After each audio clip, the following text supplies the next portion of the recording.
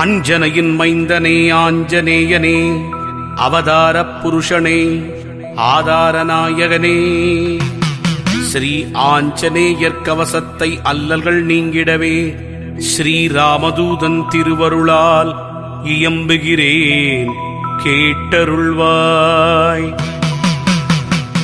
செல்வமாருதியே, சீர் சிறப்பு அருளிடுவாய், சிரம் தாழ்த்தி துதித்தேன், சிரஞ்சீவியே அருள்வாய். சிந்தூரநாதனை சிக்கனவே பிடித்திட்டேன், சுந்தர வடிவானவனே ரட்சித்திடுவீரே.